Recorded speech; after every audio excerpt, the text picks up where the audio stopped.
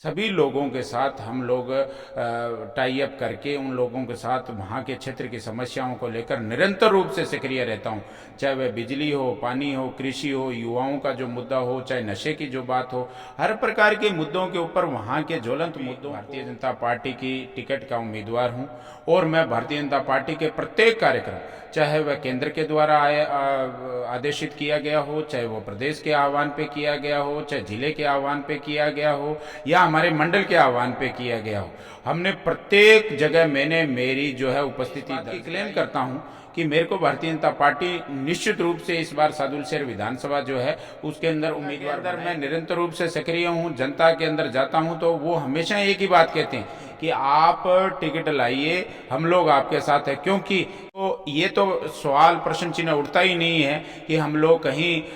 Bharatiya Janata party से अलग होने की बात तो हमारी जहन में है। एक ही व्यक्ति को टिकट मिलेगा और उस व्यक्ति को टिकट मिलेगा तो निश्चित रूप से हम सब लोग उनके साथ रहकर उस भारतीय जनता पार्टी का जो चुनाव का निशान है वही हमारा पार्टी का निशान है और उसी को लेकर हम लोग चुनाव मैदान में से भारतीय जनता पार्टी को जिताएंगे। और रही बात पूर्व के जो बातें चाहिए मिथक है, हम सब लोग एक हैं। भारतीय जनता पार्टी की टिकटें क्लेम अलग अलग जरूर हो सकती है, परंतु हमारा चुनाव चिन्ह कमल का निशान है, प्रत्याशी चाहिए। आप सभी का स्वागत है एक बार फिर से आपके अपने चैनल एपीपी लाइव पर। जैसे कि हम आपको लगातार क्षेत्र के तमाम नेताओं से आपको रूबरू करवा रहे हैं, इसी क्रम में आज सादुलशहर से भाजपा नेता मुकेश गोदारा जी हमारे साथ मौजूद है। हम इनसे आगामी विधानसभा चुनाव को लेकर के और वर्तमान की राजस्थान की सरकार को लेकर के और इन्होंने क्या कुछ सादुलशहर की जनता के लिए किया है, आगामी विधानसभा चुनाव को लेकर के क्या कुछ तैयारियां चल रही है, इन तमाम बातों को लेकर के हम चर्चा करेंगे। सबसे पहले तो गोदारा जी आपका बहुत बहुत स्वागत है एपीपी लाइव के इस कार्यक्रम में। थैंक यू, बहुत धन्यवाद पुनिया जी। आपने एक अच्छे चैनल के माध्यम से आप जनता के बीच में रहते हैं और जनता की आवाज़ बनकर आप जनता की जितनी समस्याएं उनको उठाते हैं, उस प्लेटफॉर्म पे मुझे आपने अवसर दिया, उसके लिए आपका बहुत बहुत धन्यवाद। धन्यवाद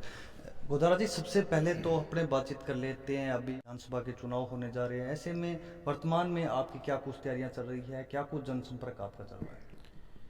देखिए पुनिया जी, हम भारतीय जनता पार्टी के सच्चे कार्यकर्ता हैं और भारतीय जनता पार्टी का कार्यकर्ता जो जिस प्रकार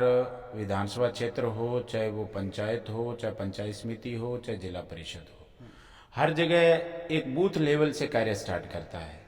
और बूथ, और हमने तो बूथ से भी नीचे रहकर पन्ना तक भी हमने कार्य किया है। तो भारतीय जनता पार्टी की जो रीति नीति और दिशा निर्देशानुसार हम लोगों ने पन्ने से लेकर, बूथ से लेकर, शक्ति केंद्र से लेकर, मंडल से लेकर हर प्रकार की हमारी योजना है। हम वहाँ लोगों से मिल रहे हैं, वहाँ के कार्यकर्ताओं से, वहाँ की हमारी मंडल की कार्यकारिणी से, वहाँ के लोगों से, आस पड़ोस क्षेत्रवासियों से उनकी समस्याओं को जानते हैं, उन समस्याओं को किस प्रकार हल करवाकर भारतीय जनता पार्टी की जो रीति नीति से उनको किस प्रकार जोड़ा जाए, ये हमारा प्रमुख उद्देश्य है। सादुलशहर विधानसभा जो है उसकी संरचना आपसे कुछ छुपी नहीं हुई है, पर मोटा मोटा मैं आपको बता दूं कि ये दो पंचायत समितियों से बनी है, गंगानगर पंचायत समिति और सादुलशहर पंचायत समिति। तो इन दोनों पंचायत समितियों के अंदर जहां भी हमारे मंडल के जो लोग हैं, जो पांचों मंडल हैं, उन पांचों मंडल, शक्ति केंद्र और बूथ के सभी लोगों के साथ हम लोग टाई अप करके उन लोगों के साथ वहाँ के क्षेत्र की समस्याओं को लेकर निरंतर रूप से सक्रिय रहता हूँ। चाहे वह बिजली हो, पानी हो, कृषि हो, युवाओं का जो मुद्दा हो, चाहे नशे की जो बात हो, हर प्रकार के मुद्दों के ऊपर वहाँ के ज्वलंत मुद्दों को बात करके उन लोगों की समस्याओं को जानकर और उनको प्रशासन के सामने रखना, सरकार की जो नाकामियां हैं उनको प्रशासन के सामने रखकर उनको हल करवाने का जो कार्य है वो मैं पिछले 10 सालों से निरंतर रूप से कर रहा हूं, विद्यार्थी काल से कर रहा हूं। और इसी समस्याओं को उठाने का काम और जनता की जो समस्याओं की उठाने का जो बीड़ा लिया है उसको मैं निरंतर जारी रख रहा हूँ।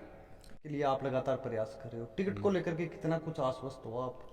निश्चित रूप से प्रत्येक कार्यकर्ता जिस प्रकार आश्वस्त रहता है उसी प्रकार मैं भी भारतीय जनता पार्टी की टिकट का उम्मीदवार हूं और मैं भारतीय जनता पार्टी के प्रत्येक कार्यक्रम, चाहे वह केंद्र के द्वारा आदेशित किया गया हो, चाहे वो प्रदेश के आह्वान पे किया गया हो, चाहे जिले के आह्वान पे किया गया हो या हमारे मंडल के आह्वान पे किया गया हो, हमने प्रत्येक जगह मैंने मेरी जो है उपस्थिति दर्ज कराई है। अपने मेरे साथियों के साथ, मेरे युवा साथियों के साथ मैंने उपस्थिति दर्ज करवाई है। मेरे साथ जितने लोग जुड़े हैं उनको भारतीय जनता पार्टी से जोड़कर उनको पार्टी की रीति नीति के अनुसार कार्य करने के लिए मैंने हमेशा प्रेरित किया है। इसलिए मैं इस बात की क्लेम करता हूं कि मेरे को भारतीय जनता पार्टी निश्चित रूप से इस बार सादुलशहर विधानसभा जो है उसके अंदर उम्मीदवार बनाएगी। जनता के अंदर मैं निरंतर रूप से सक्रिय हूं, जनता के अंदर जाता हूं तो वो हमेशा एक ही बात कहते हैं कि आप टिकट लाइए, हम लोग आपके साथ हैं। क्योंकि मेरी एक मानसिकता रहती है और मेरे जो साथी हैं उनकी भी मानसिकता है कि पार्टी सर्वोपरि है, भारतीय जनता पार्टी बड़ी है, कार्यकर्ता जो है वो बड़ा है, हम लोग बड़े हैं। निश्चित रूप से इस बात को लेकर कि जब भारतीय जनता पार्टी अगर उम्मीदवार बनाएगी तो हम जैसे कार्यकर्ताओं को बनाएगी तो निश्चित रूप से पार्टी का भी कद बड़ा होगा और हम सब लोगों को जो ग्रास रूट लेवल के कार्यकर्ता उनका हौसला अफजाई होगा, उनका मनोबल बढ़ेगा। लगातार हम देखते हैं गोदारा जी की पार्टी की टिकट किसी एक आदमी को मिलती है। बात करें तो लगभग 6-7 जो हैं वो प्रत्याशी हैं वो अपनी टिकट का दावा कर रहे हैं। तो ऐसे में टिकट एक को मिलती है, उसके बाद जो अन्य लोग होते हैं वो पार्टी के खिलाफत करते हैं, जो जिसके पास टिकट होती है उसको हराने का प्रयास करते हैं, आज तक देखते आए हैं। तो क्या आपकी क्या भूमिका रहेगी? क्या आप टिकट नहीं मिलते तो क्या निर्दलीय चुनाव मैदान में भी आ सकते? देखिए, मैंने आपको पहले ही पूनिया जी बता दिया कि हम भारतीय जनता पार्टी के सच्चे सिपाही हैं और उस सच्चे सिपाही के नाते केवल कथनी और करनी में हम लोग अंतर नहीं रखते। हम भारतीय जनता पार्टी के लिए कार्य करने वाले, उसके लिए मर मिटने वाले लोग हैं। तो ये तो सवाल प्रश्न चिन्ह उठता ही नहीं है कि हम लोग कहीं भारतीय जनता पार्टी से अलग होने की बात तो हमारी जहन में है ही नहीं। रही बात पार्टी की टिकट क्लेम करने की, तो वो हमारा अधिकार है। रही बात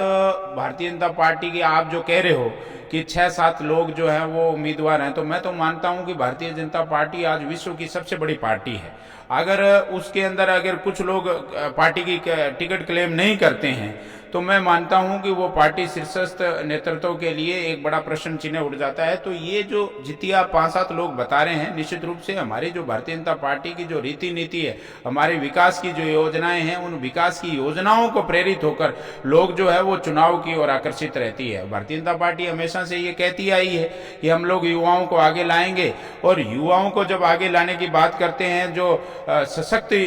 शिक्षित युवाओं को बात आगे लाने की बात जब भारतीय जनता पार्टी करती है, तो निश्चित रूप से हम लोगों का भी एक बात का मानस बनता है कि हम लोग इस पार्टी के कार्यकर्ता होने के नाते पार्टी की टिकट जो है वो क्लेम करें।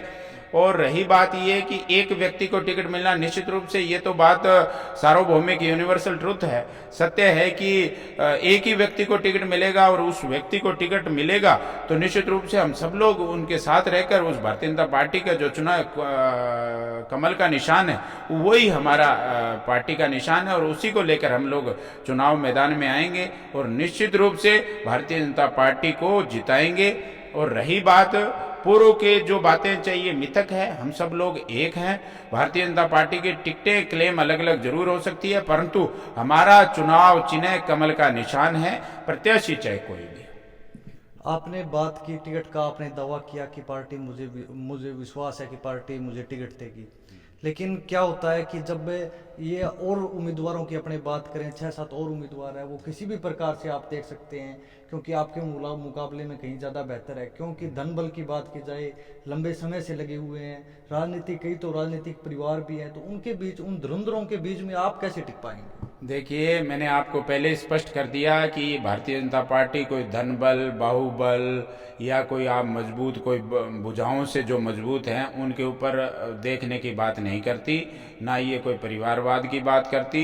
ये भारतीय जनता पार्टी है, वो कार्यकर्ताओं की पार्टी है। कार्यकर्ताओं को आगे बढ़ाने का लक्ष्य लेकर हमारे जो राष्ट्रीय अध्यक्ष हैं, जो हमारे प्रधानमंत्री हैं माननीय यशस्वी नरेंद्र मोदी जी, उनका ये आह्वान है कि हम लोग युवाओं को देंगे, टिकट देंगे, युवाओं को आगे लाएंगे, ताकि वो युवा, आज जो युवा 30 साल का 35 साल का युवा है, वो पार्टी के लिए समर्पित होकर 30 साल 35 साल 40 साल तक, लगभग अप्रोक्सीमेटली उम्र 70-75 साल तक वो आदमी सक्रिय रहता है। तो वो जब 70 साल तक के सक्रिय रहने की बात हम लोग करते हैं, तो आज अगर 35 साल के युवा को टिकट मिलता है या वो भारतीय जनता पार्टी का कार्यकर्ता बनता है, तो वो 35 साल आगे का जो 35 साल है वो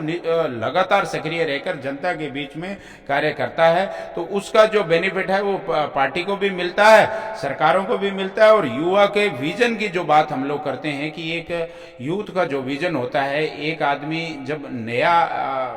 जब वो पढ़ लिख कर और राजनीतिक क्षेत्र के अंदर आता है तो उसके अंदर विकास की अनेकों जो बातें उसके अंदर होती है और वो विकास को जो इम्प्लीमेंट कराने के लिए निरंतर रूप से सक्रिय रहता है। तो मैं मानता हूं कि भारतीय जनता पार्टी किसी बाहुबल, परिवारवाद या इस तरह की बातों को छोड़कर एक युवा को जिसका विजन अच्छा है, जो पार्टी का कार्यकर्ता अच्छा है, उसको आगे लाती है। धन बल, बाहुबल, इस प्रकार की बातें भारतीय जनता पार्टी में तो खास तौर पर नहीं रहती। आपने अनेकों ऐसे उदाहरण देखे होंगे जिन उदाहरणों से ये बात स्पष्ट हो जाती है कि यहाँ किसी भी प्रकार से कोई भी जो है धनबल, बाहुबल की बात नहीं होती, यहाँ कार्यकर्ता की बात होती है। मैं संघनिष्ठ कार्यकर्ता हूँ, संघ से 2006 के अंदर जुड़ा, राष्ट्रीय स्वयंसेवक संघ से, और निरंतर रूप से उनकी जो रीति नीति है उस रीति नीति से मैं प्रभावित होकर उनके साथ जुड़कर हमने विद्यार्थी परिषद में लंबा संघर्ष काल किया। विद्यार्थी परिषद में अनेकों दायित्वों पर रहते हुए मैं प्रदेश के जिले के दायित्वों पर रहा। फिर मैं छात्र संघ का चुनाव लड़ा, छात्र संघ चुनाव जीता, और पार्टी और जो संगठन की जो रीति नीति है उसके अनुसार चलते हुए वर्तमान समय में अनेकों दायित्वों का निर्वहन करते हुए वर्तमान में मैं जनता की सेवा के अंदर लगा हूं। और सादुल शहर विधानसभा क्षेत्र के जो लोग हैं उनका अथाह जो प्रेम है, उस प्रेम को देखते हुए निश्चित रूप से मैं मानता हूं कि मुझे उम्मीदवार बनाएंगे और धन बल, बाहुबल और इन चीजों का कोई भी प्रभाव भारतीय जनता पार्टी में तो नहीं। क्या कहना चाहेंगे, अभी राजस्थान सरकार के जो मुख्यमंत्री अशोक गहलोत हैं वो लगातार जो महंगाई राहत कैंप है, 100 यूनिट बिजली फ्री की घोषणा, मोबाइल वितरित, अन्नपूर्णा फूड पैकेट योजना, इन तमाम योजनाओं को लेकर के लगातार ये कह रहे हैं कि हमारी सरकार है वो रिपीट होगी, राजस्थान में एक रिवाज बदलेगी। क्या कहना चाहेंगे? देखिए पुनिया जी, ये सरकार जब बनी थी तभी ये बैसाखी के सहारे चल रही थी, और जब ज्यों ये सरकार आगे बढ़ी 2018 के बाद में, तो लगातार इस सरकार पर इनके अपने ही प्रहार करते रहे, दूसरों की आवश्यकता नहीं पड़ी, क्योंकि इनका भीतरघात इतना है। ये कभी सचिन पायलट, कभी अशोक गहलोत, इसकी लड़ाई के अंदर अगर असली कोई पिसा है तो वो जनता जनार्दन पिसी है। जनता का जो टैक्स का पैसा था, जो खून पसीने की गाड़ी कमाई थी, उस गाड़ी कमाई का दुरुपयोग गहलोत सरकार ने किया है। तो उस दुरुपयोग करने का जो असली उदाहरण जो है वो ये सारी की सारी योजनाएं हैं। आप ये देख सकते हैं कि ये जो मोबाइल वितरण है, चाहे ये अन्नपूर्णा पैकेट्स हैं, या ये ऐसी अनेकों योजनाएं इनकी हैं जिनका कोई धरातल पे जिनका कोई मतलब ही नहीं है। महंगाई राहत कैंप, अजी जिनकी सरकार हो प्रदेश के अंदर और उन्हें कोई महंगाई राहत कैंप लगाने की आवश्यकता पड़े, क्योंकि ये जो स्ट्रक्चर जो है ना संविधान का, उस स्ट्रक्चर का बनने का संरचना यही है कि हम जनता के जन कल्याणकारी कार्य करें, और उस जन कल्याणकारी कार्य करने के लिए आपको महंगाई शब्द का और कैंप लगाकर जब जनता के डाटा इकट्ठा करने के लिए आपको अगर ये इतना बड़ा प्रोजेक्ट लाना पड़े, तो मैं ये समझता हूँ कि सरकार की जो मशीनरी है, जो जितनी भी मशीनरी है, उसका दुरुपयोग कर रहे हो आप केवल आप यहाँ का देखो स्ट्रक्चर देख लो, आप पटवारी है, शिक्षक है, तहसीलदार है, एसडीएम है, कलेक्टर है, एडीएम है, उनको आप पूरे दिन बिठाए रखते हो। उन जनता तो वहाँ कलेक्ट्रेट पे इनका इंतजार कर रही है। ये कह रहे हैं जी, इनको एक बहाना मिल जाता है कि हम जा रहे हैं जी, आज हम महंगाई राहत कैंप में जा रहे हैं, वहाँ पे अननेसेसरी खर्चा होता है, फालतू के टेंट लगाकर बड़ी बड़ी प्रदर्शनियां लगती है। अशोक गहलोत जी ऐसे हाथ जोड़कर एक फोटो रखते हैं, और आपने देखा होगा कि सूचना एवं जनसंपर्क विभाग, उसके अंदर नीचे छोटी सी एक टैगलाइन लगी रहती है। इस प्रकार के जो अशोक गहलोत जी, आप देखिए इनके संगठन की आप जहां बात करते हो रिपीट होने की बात, तो बहुत दूर की बात है। मैं तो ये कह रहा हूं श्रीमान अशोक गहलोत जी रिपीट होना मुश्किल हो रहे हैं, क्योंकि उनको इस प्रकार का डर है कि मेरे को पता नहीं कोई जानता है या नहीं जानता। आज ये देखो कि अशोक गहलोत जी अपनी अकेले की फोटो पूरे प्रदेश के अंदर गली मोहल्ले, ढाणी, गांव, शहर और पिलर चाहे कहीं भी आप जाकर देख लीजिए, अशोक गहलोत जी की सिंगल फोटो लगी है और फोटो के नीचे सूचना एवं जनसंपर्क विभाग राजस्थान लिखा हुआ है। तो वो जो पैसा का दुरुपयोग जो ये अपनी पहचान बनाने के लिए अगर कर रहे हैं, तो मैं इससे बड़ा दुर्भाग्य इस प्रदेश का नहीं मानता। इससे बड़ा जो है वो मुख्यमंत्री, दुर्भाग्यपूर्ण जो मुख्यमंत्री हमें मिला है, इससे ज्यादा मैं नहीं कह सकता है कि ऐसा व्यक्ति हमें मिला जो अपनी पहचान बनाने के लिए अभी तक घूम रहा है। तो फिर वो जनता जनार्दन की क्या भलाई करेंगे। तो इनकी जो जितनी भी योजनाएं हैं वो धरातल पे कोई काम नहीं कर रही। कल भी आपने देखा होगा कि कल राहुल गांधी जी आए थे। अगर कोई भी पार्टी संगठन कोई काम करता है तो उसके लिए उसके कार्यकर्ता जो है वो जी जान से लग जाते हैं। अब आपने कल ही देखा कि जयपुर में राहुल गांधी जी आए और उनकी कुर्सियां, आपने वीडियो वायरल हो रहे हैं, कुर्सियां वहां खाली पड़ी हैं, खड़गे साहब वहां बोल रहे हैं, इधर से राहुल गांधी जी बोल रहे हैं तो कुर्सियां खाली पड़ी हैं। तो मैं ये मानता हूं कि सरकार रिपीट होने का तो प्रश्न चिन्ह नहीं है। इनके ही सरकार के एक मंत्री ने ये कहा था कि ये फॉर्च्यूनर के अंदर जितनी सीटें हैं उतने विधायक नहीं आएंगे। मैं कह रहा हूं वो भी 1-2 सीटें खाली रहेंगी। ऐसी परिस्थिति राजस्थान प्रदेश में बनी हुई है। रिपीट होने का मतलब नहीं है। भारतीय जनता पार्टी बहुमत के साथ राजस्थान के अंदर आ रही है। ये प्रत्येक बच्चा जान चुका है। निश्चित रूप से कार्यकर्ताओं ने कमर कस ली है और भारतीय जनता पार्टी 2023 के चुनाव के अंदर बहुमत के साथ हम लोग बहुत बड़ा आंकड़ा छूने वाले हैं और भारतीय जनता पार्टी पुनः सरकार में आएंगी और एक सच्ची और जन कल्याणकारी सरकार भारतीय जनता पार्टी की होगी। वर्तमान विधायक है सदुल शहर से, वो कांग्रेस से आते हैं, लगातार ये बड़ा दावा करते हैं कि आज तक के इतिहास में सबसे कोई विधायक है तो ये जगदीश जांगिड़ है जिन्होंने काम किया है। वो तो लगातार बीजेपी के नेताओं पर प्रहार करते हैं कि बीजेपी के, इससे पहले बीजेपी के विधायक यहाँ से रहे हैं, उनके 15 साल का रिकॉर्ड उठा के देख लो और हमारा 5 साल का रिकॉर्ड उठा के देख लो, उनसे कहीं बेहतर विकास कार्य किए हैं। क्या कहना चाहिए? देखिए, विधायकों को तो काम करने का जो अवसर मिला है वो बहुत ही कम मिला है। आपने देखा होगा कि सरकार जो है वो होटलों में बंद रही। विधायकों को तो ये डर, सरकार को तो ये डर रहा कि हमारे विधायक जो है वो कभी उस पाले में नहीं चले जाएं, कि इस पाले में नहीं आ जाए, क्योंकि हमेशा से ही ये सरकार बनी तब से ही ये 2 चेयर के जो एक कुर्सी के दो मतलब टायर होते हैं या जो 2 टांगे होती है, उसी हिसाब से इनकी डगमगाई हुई सी सिस्टम रहा कि ये कभी एक चेयर का जो एक टांग है वो कभी इधर लुढ़क रही है, कभी इधर लुढ़क रही है। तो ये जो विधायकों को तो काम करने का अवसर नहीं मिला। तो विधायक जी अब क्या कह रहे हैं इस बात का मैं तो नहीं समझ पा रहा। और वो भारतीय जनता पार्टी के कामों की बात करते हैं तो भारतीय जनता पार्टी ने तो गांव-गांव ढाणी पक्की कर दी, रोडें उन्होंने बहुत अच्छी बनाई। और ये जो स्कीम है आपकी जल जीवन मिशन, उसके तहत पानी की जो व्यवस्था है वो 60-40 के रेशो से प्रधानमंत्री के यहाँ से आया है। तो बिजली की जो व्यवस्था है वो पंडित दीनदयाल योजना के माध्यम से हम लोगों ने जो केंद्र सरकार की योजना थी 2013 से लेकर 18 की जो गवर्नमेंट थी, हमने गांव-गांव ढाणी पहुंचाने का जो लक्ष्य लिया था और वहां के जब तक के टारगेट थे वो हमने पूरे किए। तो आज वर्तमान में आप देखो, किसी भी जीएसएस की बात कर लो, किसी भी सब सेंटर की बात कर लो विद्युत की, तो वहां आज भी बहुत सी पेंडेंसियां, मीटर लगाने की बात हो, चाहे वहां पे कनेक्शनों की बात हो, तो आज भी लोग बहुत परेशान है नए कनेक्शनों के लिए। तो ये कौन से विकास की बात कर रहे हैं मैं तो नहीं समझ पा रहा। विधायक जी, निश्चित रूप से इन विधायकों को तो काम करने का अवसर ही नहीं दिया गया और इन्होंने अगर कोई काम किया है तो भ्रष्टाचार के अलावा कोई कार्य नहीं हुआ। तो मैं तो ये मानता हूं कि इस प्रदेश के अंदर विधायकों को इस बार तो काम नहीं करने दिया। खास तौर पे ये सरकार जो रही वो तो बैसाखी के सारे सरकार रही, तो इसमें कोई ज्यादा मैं नहीं मानता कि कोई इनको काम करने का अवसर मिला है। और काम करने का अवसर जो है वो एक अच्छी और जन कल्याणकारी सरकार को मिलता है। तो इन्होंने तो हमेशा से ही जन कल्याण की भावना तो रखी नहीं और खुद के कल्याण की भावना रखी है। तो मैं नहीं मानता कि इस सरकार का और इस क्षेत्र का जो है वो इन विधायकों के भरोसे कोई भला हुआ होगा।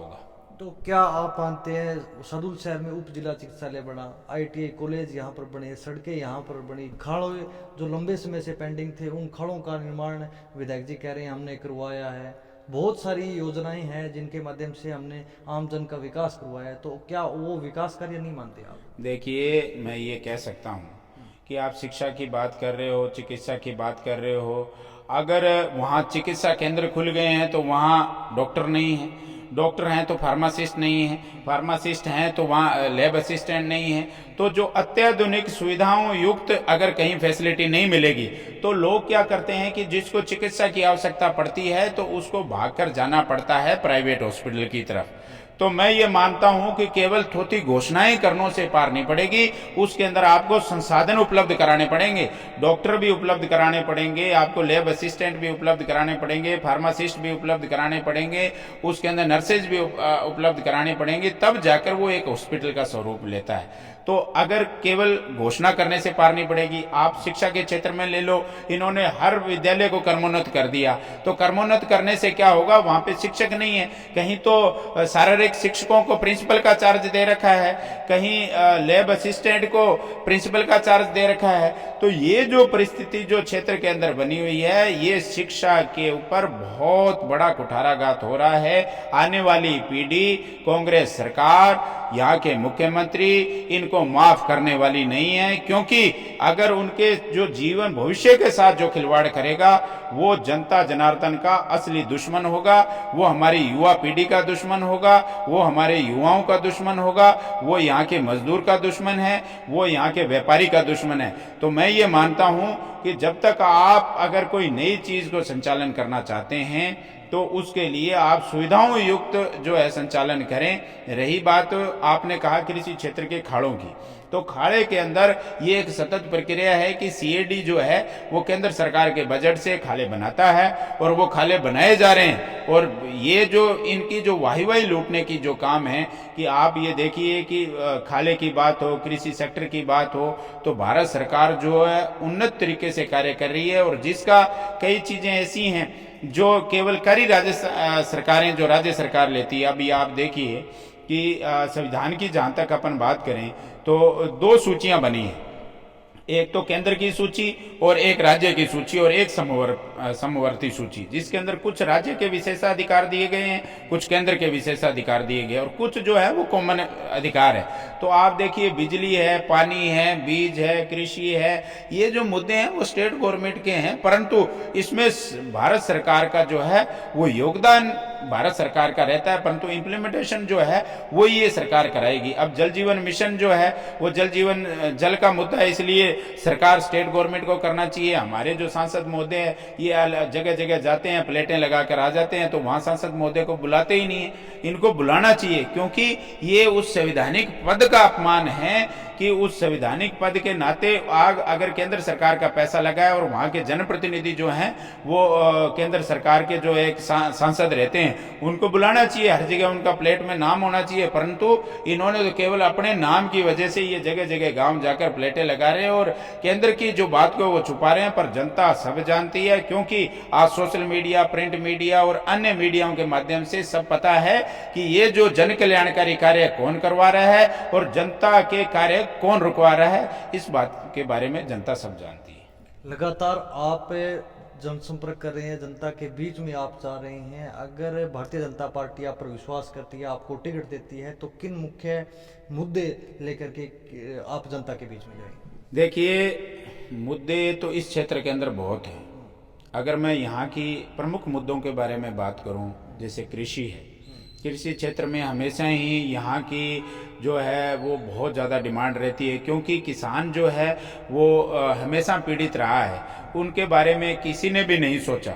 परंतु 2014 के बाद में यशस्वी प्रधानमंत्री नरेंद्र मोदी जी की जब से सरकार आई है, उन्होंने किसानों के लिए बड़े जन कल्याणकारी कार्य किए हैं, परंतु सरकार जो स्टेट गवर्नमेंट है वो उनके साथ टाई अप अच्छा नहीं रखने की वजह से यहाँ किसान पीड़ित है। आप देखें कि यहाँ का सबसे बड़ा मुद्दा जो है वो नहरी सिंचित कृषि का है कि पानी जो है वो पर्याप्त मात्रा में नहीं मिल रहा। जैसे बाकड़ा है, आईजीएनपी है, गंगनहर है, इनका जो शेर है उसको भी हम लोग जो है ये सरकारें जो हम लोग संघर्ष कर रहे हैं, प्रत्येक मुद्दे के ऊपर मेरी जो है कृषि मुद्दे के ऊपर मेरी प्रतिक्रिया रही है। जब भी भारतीय जनता पार्टी ने बहुत से प्रदर्शन किए हैं, हम लोगों ने ऐसे ऐसे प्रदर्शन करके हमने सरकार को जगाया है, कलेक्टर को जगाया है, प्रशासन को जगाया है और हमने कहा है कि यहाँ सिंचाई जो है वो पानी पूरा उपलब्ध करवाया जाए। जैसे 1800 क्यूसेक पानी जो भाखड़ा की जो बात मैं करूँ उसके लिए हम लोग कह रहे हैं, यहाँ के विधायक महोदय भी जगह जगह जो है वो जाकर इस बात को कहते हैं कि मैं 1800 क्यूसेक जो भाखड़ा बाड़ा में पानी देने की बात इन्होंने कही थी, परंतु वो अभी 1200 क्यूसेक ही पानी देने के लिए मना कर रहे हैं। दूसरी बात, गंगा नहर की बात करूं मैं, क्योंकि आधा हिस्सा गंगा नहर में पड़ता है सादुल शहर क्षेत्र का, तो उसके अंदर 2700 क्यूसेक पानी की बात करें। निरंतर रूप से किसान संगठन, किसान, भारतीय जनता पार्टी, सब लोग इस बात की मांग कर रहे हैं कि हमें पानी दीजिए। वो कभी पानी 500 क्यूसेक हो जाता है, कभी 700, कभी 1000। तो ये परिस्थिति जो है, ये पानी जो है वो एक बहुत बड़ा मुद्दा है, सिंचाई पानी। दूसरा, मैं ये मानता हूँ कि बिजली के जो कनेक्शन पड़े हैं वो बहुत ज़्यादा मतलब कि अभी पेंडेंसियाँ पड़ी है, एक वो बहुत बड़ा मुद्दा है। इस क्षेत्र के अंदर नशा जो है वो बहुत बड़ा मुद्दा है कि नौजवान जो है, आपने देखा होगा, प्रतिदिन आप सोशल मीडिया पे देखते हैं कि आज उस गांव में नशे से युवा की मौत हो गई है। तो अनेकों जगह ये सुनने को मिल रहा है। तो यहाँ पे जो मेडिकेटेड नशा है या दूसरा जो नशा है वो बहुत अधिक अब बढ़ गया है, जिसका कंट्रोल जो है वो एकदम ही खत्म हो चुका है प्रशासन का। तो वो यहाँ का बहुत बड़ा मुद्दा है, उसके लिए मेरी निरंतर प्रतिक्रियाएं रही हैं। इसके अलावा युवाओं को रोजगार की जो बात करते हैं हम लोग, आपने देखा होगा कि प्रदेश भर के अंदर युवा जो आंदोलन कर रहे हैं, युवाओं के रोजगार का जो मुद्दा है कि भाई उनकी जो प्रत्येक भर्तियां हैं उनके ऊपर इन लोगों ने जो है वो या तो वो पेपर लीक हुए हैं, पेपर अगर लीक नहीं हुए तो इंटरव्यू में इनकी गड़बड़ियां हुई हैं, और यहाँ इनके जो आरबीएससी सदस्य हैं वो भी संदेह के घेरे में रहे हैं। एक जो बोर्ड बना हुआ है, अधीनस्थ बोर्ड, जिसके तहत कुछ भर्तियां हो रही हैं, वहाँ भी भर्तियां लटकी हुई हैं, या वो बोर्ड के जो सदस्य हैं वो लोग संदेह के घेरे में हैं। तो ये जो पूरा जो सिस्टम है, भ्रष्टाचार से जो युवा परेशान हैं, वो परेशान युवाओं की जो बात करने के लिए ये हमारा प्रमुख मुद्दा रहेगा कि उनको रोजगार किस प्रकार दिया जाए। महिला सुरक्षा की जहाँ तक बात आ रही हो, तो आपने देखा होगी कि यहाँ पर इस क्षेत्र के अंदर महिलाओं के अनेकों अत्याचार जो है, प्रतिदिन एफआईआरों से पता चलता है कि उनके ऊपर अनेकों जो अत्याचार इस क्षेत्र के अंदर बढ़ रहे हैं, वो यहाँ इस क्षेत्र का बहुत बड़ा मुद्दा है। महिला सुरक्षा के ऊपर हम लोग पूर्णतः हम लोगों ने कई बार कलेक्टर को अवगत कराया, एसपी को अवगत कराया, या स्थानीय डिप्टी को अवगत कराया। तो ये भी एक बहुत बड़ा मुद्दा जो है उसके ऊपर हम लोग बात करेंगे। तो मैं कहूँगा कि ये चाहे बिजली हो, पानी हो, कृषि हो, चाहे युवा हो, महिला सुरक्षा हो, इन सारे मुद्दों को लेकर हम लोग जनता के बीच में जा रहे हैं, निरंतर रूप से सक्रिय हैं, वहाँ पर अपनी आवाज़ को उठा रहे हैं। और निश्चित रूप से प्रत्येक व्यक्ति जो है वो इस सरकार से आहत हो चुका है, और इसी के तहत जो नहीं सहेगा राजस्थान, जो एक अभियान भारतीय जनता पार्टी ने प्रारंभ कर रखा है, तो वो नहीं सहेगा राजस्थान के अभियान के इस एक बहुत बड़ी उपलब्धि जो है वो हमें मिल रही है। कल ही हमारे यशस्वी प्रधानमंत्री नरेंद्र मोदी जी यहाँ पर जो हमारी परिवर्तन संकल्प यात्रा थी उसके समापन के अवसर पर जयपुर में आ रहे हैं। उनके सामने हम लोग जाएंगे और यहाँ से भी हजारों लोग वहाँ जा रहे हैं जयपुर के अंदर, और उनकी आवाज़ को सुनकर पुनः जोश और ऊर्जा के साथ क्षेत्र के अंदर लगेंगे, और इन सभी मुद्दों को लेकर भारतीय जनता पार्टी सादुल शहर विधानसभा में चुनाव लड़ेगी इन्हीं मुद्दों को बनाकर, और इस निष्फल और भ्रष्टाचारी सरकार को भगाने का कार्य करेंगे और भारतीय जनता पार्टी के सुशासन को लाने का। गुजरा जी, आप रेलवे समिति है उसके एक सदस्य हैं, उस सदस्य होने के नाते क्षेत्र की जनता के लिए आपने क्या किया है, ये बड़ा है। देखिए पुनिया जी कि रेलवे सलाहकार समिति के अंदर मैं जेडआरयूसीसी मेंबर हूँ, और उसके लिए क्षेत्र की जो रेल जो संरचना है वो निश्चित रूप से पहले मजबूत थी, परंतु अब क्या है कि जब से हमें मौका मिला, क्योंकि युवा होने के नाते हमारे विचार और विजन जो है वो और ज़्यादा बढ़ाते हुए हम लोगों ने यहाँ पे इलेक्ट्रिफिकेशन जो है ट्रेन का वो प्रारंभ करवाने के लिए लगातार निरंतर संपर्क रहे हैं, जिसको यशस्वी हमारे रेल मंत्री जी ने स्वीकार किया। यहाँ पे रेल का जो है इलेक्ट्रिफिकेशन कार्य स्टार्ट हो रखा है। इसके साथ साथ हमारी बहुत से ऐसे स्टेशन थे जो बंद पड़े थे, उनको प्रारंभ करने का हम लोगों ने, जो रेलवे स्टेशन है उनको प्रारंभ करने के लिए कार्य प्रारंभ कर रखे हैं। बहुत से अंडर ब्रिजों की जो समस्या है क्षेत्र के, जिसमें किसान को अपनी खेती के लिए, आमजन को उसको निकलने के लिए रास्ते की प्रॉब्लम आ रही थी, उसके लिए हम लोगों ने बहुत से प्रयास किए। कि बहुत से अंडरब्रिज स्वीकृत करवाए। बहुत सी ऐसी ट्रेनें हैं जो जन उपयोगी ट्रेनें हैं, जो निरंतर रूप से जो आवागमन करने वाले लोग हैं वो स्टेशनों पर रुकती नहीं थी, उनके ठहराव की जो व्यवस्था है वो हमने करवाई। ये एक बहुत बड़ी उपलब्धि हमारे इस क्षेत्र की रही कि जो बनवाली के अंदर गुड्स यार्ड है वो बन रहा है, उसके अंदर यहाँ पे बहुत से लोगों को रोजगार मिलेगा, बहुत से लोगों के लिए आने जाने की सुविधाएं बनेगी, और साथ साथ में उनके माल जो हमारा कृषि के जो यहाँ पे जो प्रमुख फसलें हैं उनका आदान प्रदान करने के लिए, आने जाने के लिए एक बहुत बड़ा ट्रांसपोर्टेशन का एक बहुत बड़ा अच्छा साधन यहाँ हमें मिला है। तो ये समुचित व्यवस्थाएं जो रेल की जो चल रही हैं उनको इस क्षेत्र के अंदर कैसे लाया जाए, सादुलशहर विधानसभा क्षेत्र में, गंगानगर के अंदर इसको अनेकों मतलब जिलों से किस प्रकार प्रभावी रूप से जोड़ा जा सके, ट्रेनों का जो समय जो है वो कम लगे और यात्राएं जो है वो ज़्यादा दूरी की तय हो सके, इसके लिए हमने अनेकों काम किए हैं। उसकी एक लंबी लिस्ट जो है वो हमारे पास पड़ी है और जनता इसको जानती है, जनता को पता है कि ये सुविधाएं जो है वो निश्चित रूप से ये हमारे सदस्य बनने के बाद में इस क्षेत्र के अंदर सादुलशहर विधानसभा क्षेत्र में बढ़ी है, काम करेंगे। क्षेत्र के तमाम लोग आपको देख रहे हैं, अंतिम रूप से आप क्या संदेश देना चाहेंगे? देखिए, मैं तो यही कहूँगा कि मैं छात्र काल से ही 2006 के अंदर विद्यार्थी परिषद एबीवीपी से जुड़ा, राष्ट्रीय स्वयंसेवक संघ का कार्यकर्ता होने के नाते हमने छात्र जीवन से छात्रों की आवाज़ को उठाया, बुलंद किया। उसके बाद में जनता जनार्दन के मध्य जो है वो अपनी बात को लेने के लिए, बात को रखने के लिए गए, वहाँ की उनकी जो समस्या है उनके सुख दुख का साथी बनने का हमेशा प्रयास किया। और ये मान के चलिए कि हमेशा से जो इस क्षेत्र की एक बहुत बड़ी डिमांड थी कि किसी ऐसे नौजवान युवा को आगे करने की बात को मैं ये मानता हूँ कि मैंने पूरा करने का प्रयास किया है कि उनकी आवाज़ को बनकर, उनकी ऊर्जा को बनकर, उनकी शक्ति को बनकर मैं जनता के साथ रहते हुए इस विधानसभा का प्रतिनिधित्व करने का अगर जनता अवसर देगी तो निश्चित रूप से इनकी सेवा करने का मैं इनको वचन देता हूँ कि मैं भारतीय जनता पार्टी का सच्चा सिपाही बनकर आप लोगों के मध्य रहूँगा। आपकी जो भी समस्या होगी उस समस्या को कंधे से कंधा मिलाऊंगा। उन समस्याओं को पूर्व में भी मैंने, आपने देखा होगा मेरी सोशल मीडिया अकाउंट से आप देख सकते हैं, प्रतिदिन के अखबारों के माध्यम से, यहाँ के स्थानीय मीडिया के माध्यम से आप देख सकते हैं कि मैं मेरे जो है ज्वलंत मुद्दों पे प्रकाश डालता हूँ। और मेरे जैसे गरीब व्यक्ति को अगर आप सब लोग सेवा का अवसर देते हैं तो निश्चित रूप से ये आपकी जो है वो भावनाओं को, आपकी जो आशीर्वाद को कभी भी नीचे नहीं होने दूंगा। आपके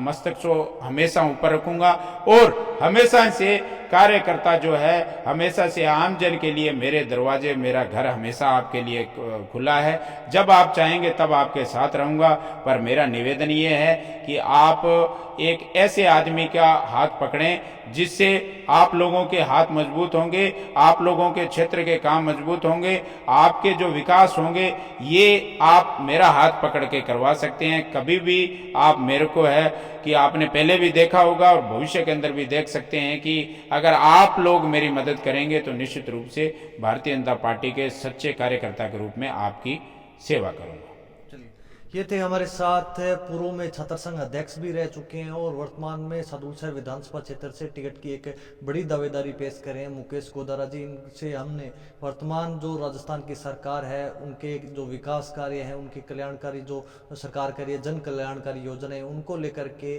और वर्तमान सादुलशहर के जो हालात हैं उनको लेकर के और आगामी विधानसभा चुनाव को लेकर के हमने चर्चा की। आगे के अपडेट के लिए हमारे साथ बने रहिएगा। तब तक के लिए धन्यवाद। वीडियो को ज़्यादा से ज़्यादा शेयर करें।